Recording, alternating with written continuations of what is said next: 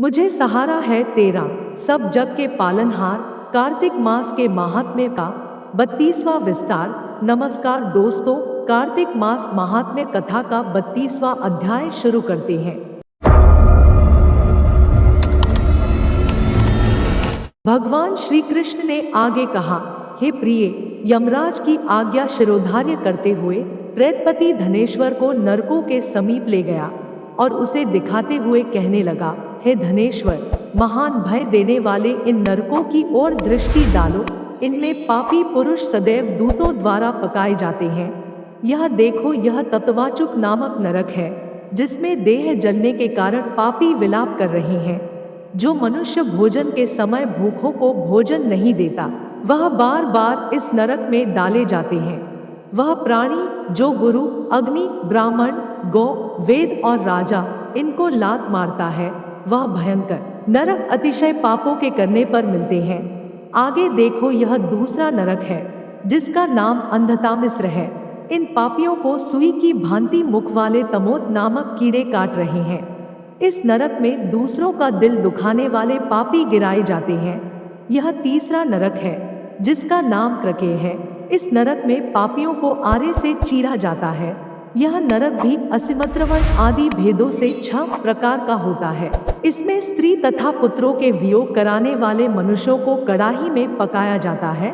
2 प्रियजनों को दूर करने वाले मनुष्य भी असिमत्र नामक नरक में तलवार की धार से काटे जाते हैं और कुछ भेड़ियों के डर से भाग जाते हैं।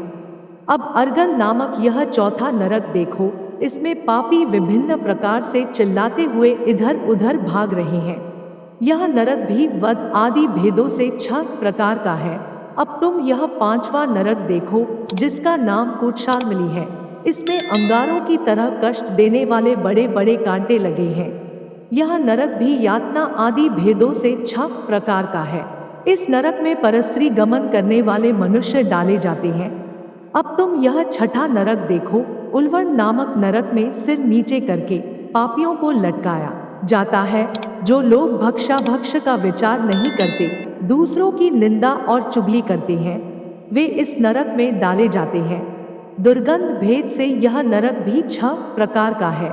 यह 7वां नरक है, जिसका नाम कुंभीपाक है। यह अत्यंत भयंकर है और यह भी 6 प्रकार का है।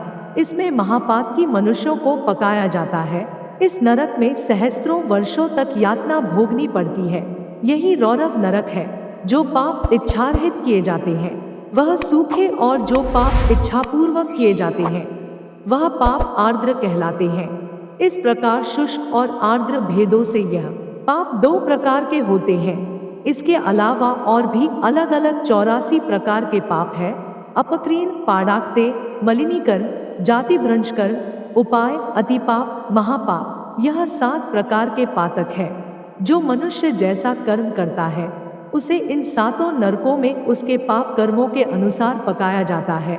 चूंकि तुम्हें कार्तिक व्रत करने वाले प्रभु भक्तों का संसर्ग प्राप्त हुआ था, उससे पुण्य की वृद्धि हो जाने के कारण ये सभी नरक तुम्हारे लिए निश्चय ही नष्ट हो गए हैं। इस प्रकार धनेश्वर को नरकों का दर्शन कराकर प्रेतराज उसे यक्षलोक में ले गए। वहां जाकर उसे वहां का राजा बना दिया।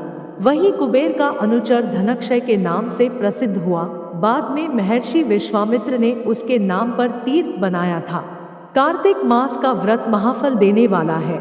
इसके समतुल्य अन्य कोई दूसरा पुण्य कर्म नहीं है। जो भी मनुष्य इस व्रत को करता है तथा व्रत करने वाले का दर्शन करता है, उसे मोक्ष की प्राप्ति होती है।